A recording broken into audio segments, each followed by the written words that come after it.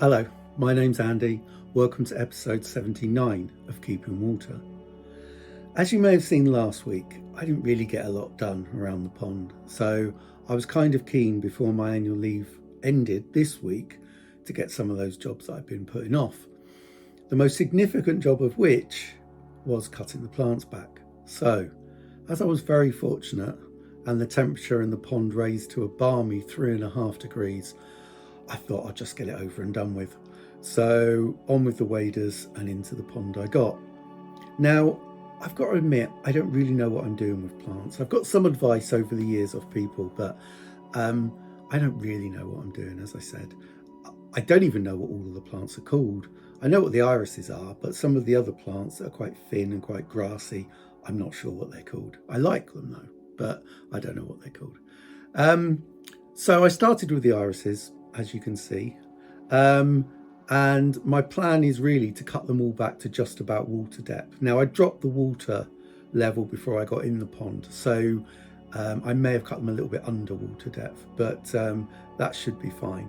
I took out any of the ones that were dying or quite loose, because I do have enough irises. They are somewhat overgrown, the baskets, so I took out any that didn't look too sturdy.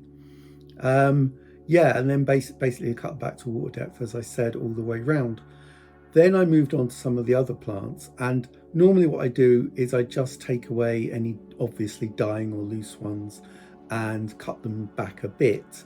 But this year I decided to do a similar thing to what I'd done with the irises, and then cut a lot of them down to water level. Now, I don't know what that's going to mean for their growth next year, whether it'll be better or worse, we shall see. I also kept some of the green stems and just let them continue growing. They may turn brown over the course of the rest of the winter. We'll see. And I took out a lot of the sort of messy stuff that had died already, or that some of the other plants that had found their way into the basket and started to grow without being invited, which is a bit rude. But I took some of them out and kept some in, actually, because they look quite nice. Now, I did mention last time that I was going to keep some of the plants that were overhanging and growing into the water because it was good for the fry. And I did do that, but on inspecting it, it was really dirty and there was a lot of decaying and dying plant matter in it as well. So I did cut them back a bit more than I'd planned, but I think I've left some amount of plant growth into the water, which I think is probably a good compromise, really. And then I moved around to the irises on the other side and cut them back in a similar way to I did with the first set of irises. Again, there's quite a few loose ones here because they, as I said, they're overgrowing the baskets, but they all look fairly healthy. I cut them all back, took away any decaying stuff, and that was job done.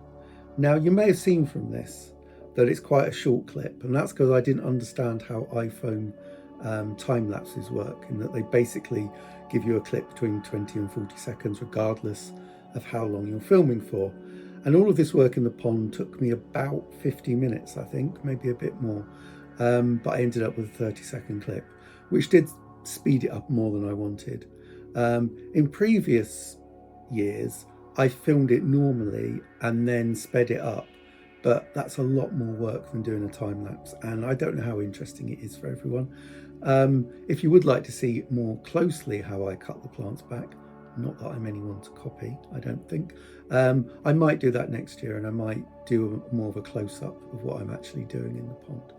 But for this year, I cut it all back, and as you can see, it now looks fairly sparse. And there's two obvious things you can see right off the bat.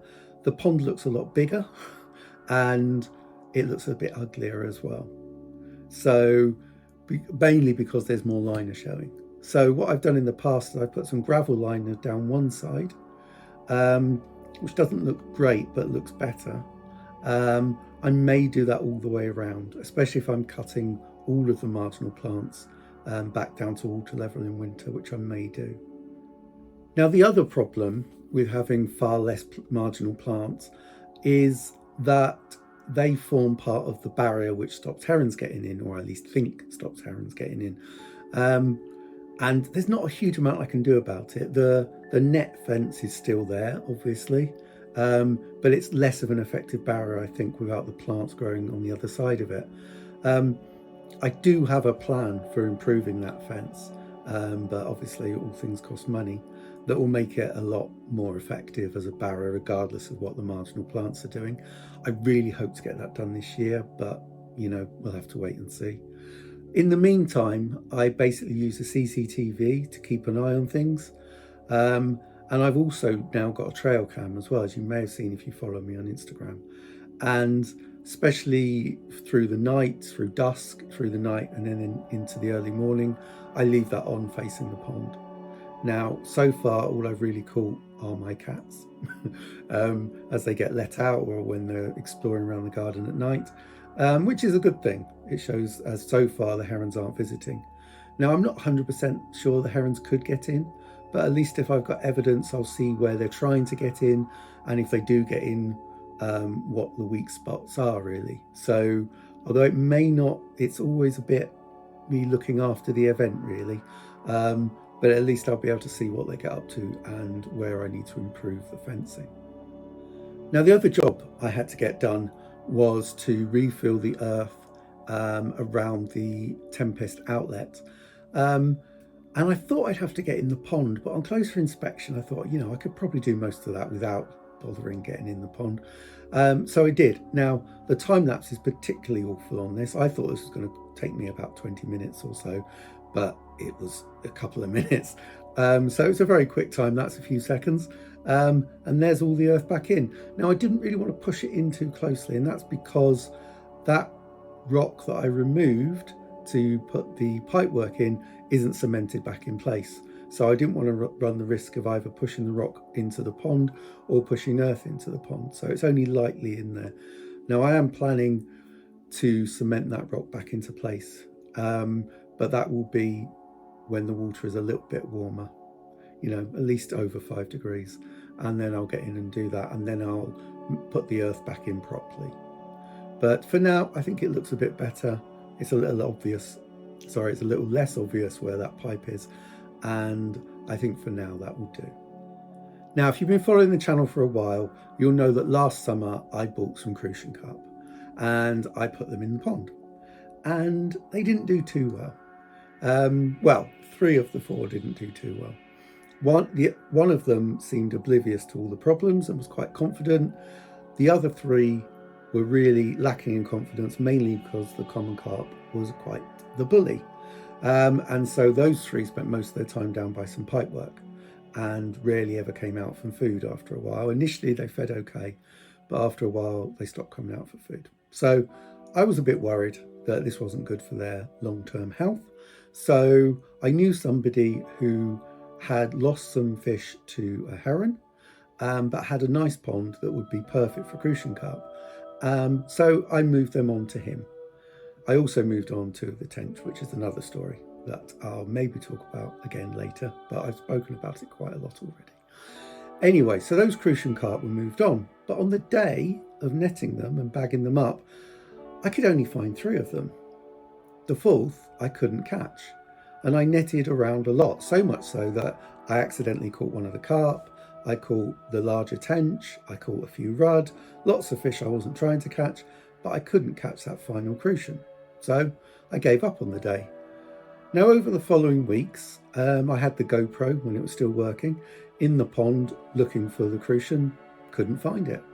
I then did a really concerted attempt to try and find it, which was in episode 56. I think it might have been a different episode. I'll put the name of the episode up there if I've forgotten it. But yeah, but I couldn't find it. And I was searching around with the GoPro on a long stick and poking it around into corners and folds in the liner, and I couldn't find the crucian. So it was a bit of a mystery. And my guess was it just didn't eat and eventually died, and then the other fish ate it, which is reasonably common. And then over the following months from then, when I'd had a camera in the pond, still no sign of the crucian. So as you know, I've got a new camera now, and I've been doing an increasing amount of filming. Now, when I got in the pond the other day to cut the plants, I thought what might be quite interesting is to put the GoPro, it's not a GoPro, put the camera in the pond and watch what the fish do whilst I'm in it and cutting the plants. Now that didn't go super well, and the main reason for that is lots of the muck that came out of the plants and any muck that I stirred up walking around the pond made everything a bit too cloudy and you couldn't really see what was going on. But when I first got in the pond and I was cutting the plants near the front, the fish moved over to the right. And anyway, I could actually pick out a fair amount of the fish, and they all kind of grouped together and kind of hoped I'd hurry up and get out of the pond. But as I was looking back on it, I thought, well, that looks kind of what I'd expect. And I was kind of scrubbing through a little bit more quickly. And then I thought, that was a bit weird. That's not the tench. That's not a rudd. And then I thought, I'll wind it back. So I wound it back and then played it again. And there it was. The fourth mysterious remaining crucian carp, alive and well and in the pond. Where it's been, I don't know. Well, I could guess. It probably hides down by the pipework. It probably hides in folds. It may even hide around in amongst the plant baskets. But it certainly has been absolutely invisible for the last 6 or 7 months. And this is the first time I've seen it. So, what do I do? My plan was, if I was to find it, that I would again offer it to the same man who took the other fish and see if he wanted that one too. But I think netting it is going to be really difficult, because I dare say it's now gone back and hiding away in the pond and will be really difficult to find. So I'm not sure what I'm going to do. I might just leave it. Now obviously from this video it's hiding itself away with the carp as I'm in the pond. So it might be that one that's not too bothered by them. Who knows? So I think what I'm going to do is wait until at least the spring or summer before I make any decision about it, and then just see how it gets on. If it appears to be a lot more confident and it's eating well and it doesn't seem to be behaving too unnaturally or like a fish that's stressed because it's on its own, and again crucians are a fish that like to shoal together, but then again so's the tench, and that's quite happy on its own. So I think I'm going to wait and see what it does in the pond, see whether it comes out to feed more, see whether it's still being bullied by the common and maybe the new carp whenever they might come. So yeah, so mystery solved. It is alive, it is seemingly quite well, and yeah, I will see what I do later on in the year. Right, that's it for this episode. Thank you so much for watching. I really do appreciate it. I would love it if you would subscribe, and my subscriptions have, for me, gone through the roof over the last 3 or 4 weeks, and I'm really, really grateful. Thank you so much. If that could continue, that would be brilliant. I have had a plan for a long time that when I hit 500 subscribers, I'm going to do a giveaway. I then kind of readjusted that because my subscriber rate was growing so slowly to when I hit 100 episodes, I'd do a giveaway. So whatever comes quickest, whether it's 100 episodes or 500 subscribers, I will be doing a giveaway.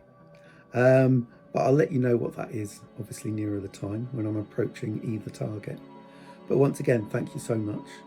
And I hope you join me again next week. Now there is on Thursday a special episode, which I won't spoil the surprise about.